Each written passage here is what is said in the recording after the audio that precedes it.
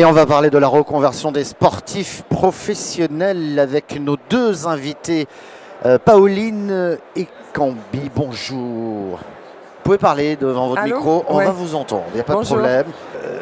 Pauline, on va rentrer dans le vif du sujet parce qu'on a très peu de temps.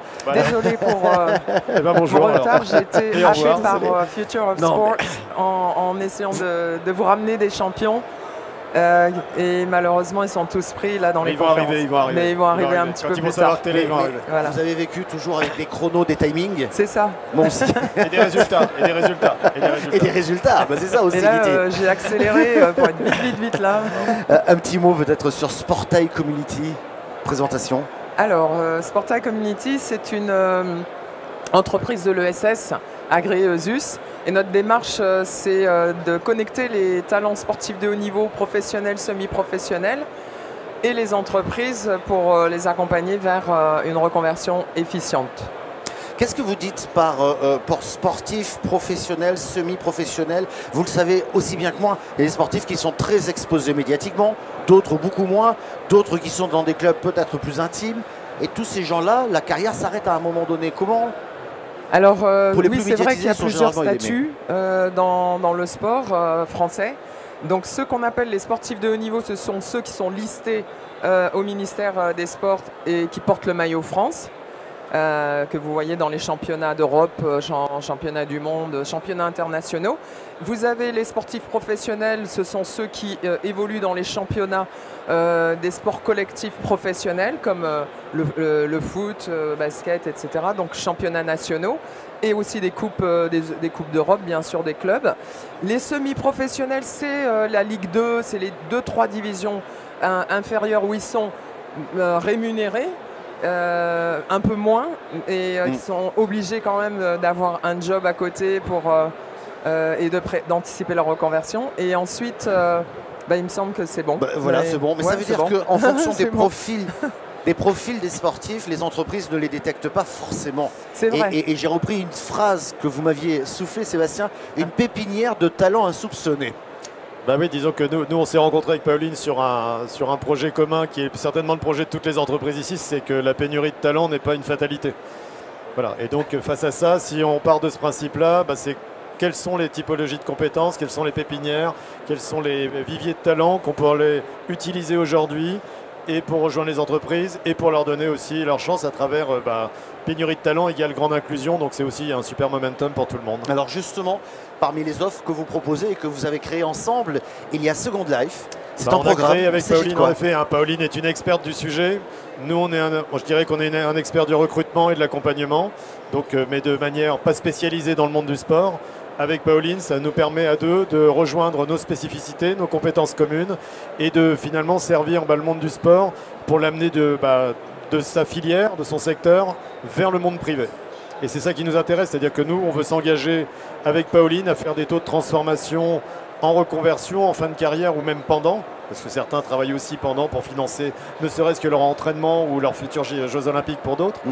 Et c'est de se dire que dans ce moment-là, on doit être avec eux, les accompagner et bien sûr les amener demain à leur futur emploi ou leurs futurs emplois, au pluriel, parce que peut-être que comme tout le monde, ils auront plusieurs carrières aussi après, pas qu'une seule. Et donc je pense que là, on a trouvé de manière ensemblière une manière d'opérer et de créer un accompagnement spécifique qu'on a appelé Second Life, qui est une parallèle de la carrière du sportif ou une reconversion en fin de carrière. Ouais. Un complément, Pauline, sur ce programme, parce que j'avais une question supplémentaire. Par définition, le sportif professionnel, quand il se reconvertit, il change complètement de métier. Par définition. En fait, moi j'incarne bien sûr ce projet sport, parce que je suis ancienne sportive de haut niveau, ancienne capitaine de l'équipe de France de basket et sportif professionnel en même temps. Donc oui, on change complètement de sport, de monde, mais en même temps, donc, le sport en lui-même, c'est un métier dans lequel on développe des compétences transférables. En parallèle du sport, c'est aussi un projet de vie personnelle et un projet de vie professionnelle qu'on doit mener ensemble. La difficulté après carrière, c'est surtout le manque d'acculturation au code de l'entreprise et inversement, l'entreprise aussi n'est pas acculturée non plus à ses talents. Et donc l'idée, c'est que les sportifs en fait en France vivent trop en autarcie. Et nous, notre idée, c'est vraiment de créer cette passerelle entre le monde de l'entreprise et les sportifs qui ont beaucoup en commun, sont créateurs de valeur, et aussi de faire à ce qu'ils se rencontrent à travers des outils en ligne ou à travers donc, des projets communs, le projet commun avec Second Life et Talent Solutions. C'est vrai qu'on sait que la partie importante, c'est le savoir-être pour la partie sportive, et c'est ce que je cherche. C'est ce que recherchent les entreprises particulièrement, et c'est le plus difficile à acquérir. Donc globalement, ça veut dire qu'on sait qu'à partir d'un vivier de talents comme les sportifs, on va avoir un accompagnement à réaliser certainement sur du savoir-faire, sur de la technicité pour des métiers qu'ils ne connaissent peut-être pas encore ou pour lesquels ils n'ont pas encore été suffisamment accompagnés. Et après, il y a ce qu'a rappelé évidemment Pauline, c'est l'adaptation dans l'entreprise, parce que faire entrer des profils atypiques, le sportif est un profil atypique, ça demande un accompagnement personnalisé de part et d'autre, aussi bien pour le sportif que pour l'entreprise qu'il reçoit.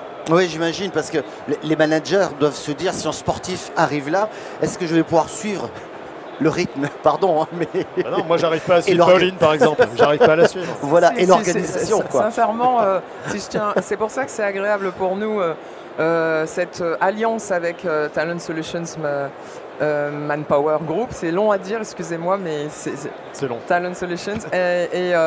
C'est parce que justement, on a trouvé une équipe super motivée, dynamique, et pour nous, ça... on est en plus en mode start-up, agilité, etc. Et c'est vrai qu'on est super dynamique, on bouscule.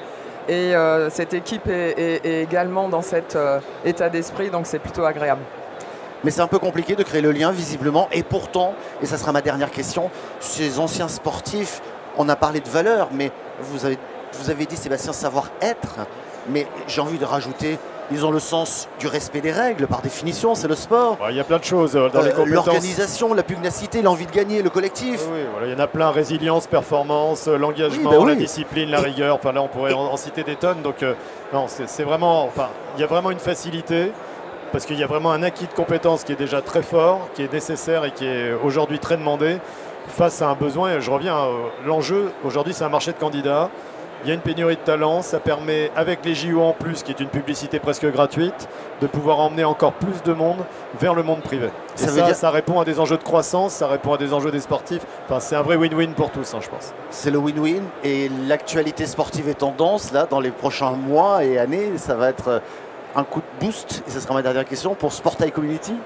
Carrément, nous, on savait très bien que la montée en puissance de Paris 2024 serait un accélérateur pour notre business aussi. Donc voilà.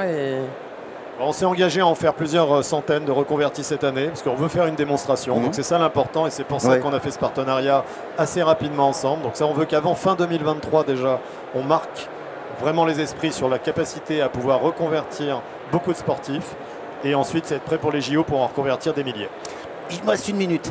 Qu'est-ce qu'ils deviennent ces sportifs reconvertis? Chefs d'entreprise? Ils rentrent dans le privé, dans la fonction publique? Ils sont partout. Ils sont partout parce qu'en fait, derrière ces sportifs, c'est les mêmes jeunes. Enfin, c'est une jeunesse, hein, c'est notre jeunesse. Donc, être sportif de haut niveau, c'est une identité sociale, c'est tout. Mais derrière, c'est des jeunes filles, des jeunes garçons qui ambitionnent de rentrer dans tous les domaines. Et c'est vrai qu'on en voit de plus en plus qui veulent devenir entrepreneurs aussi. En fait, c'est notre jeunesse. C'est la jeunesse d'aujourd'hui. Et moi, je rajouterais un petit point, parce qu'on me nous a demandé à travers nos clients et tous les recrutements qu'on fait, c'est aussi de répondre à un enjeu sur la féminisation par le monde de sport, et qui est très important celui-ci. Merci de l'avoir souligné. Merci à vous deux. Merci beaucoup. Et merci Pauline pour notre association. Merci.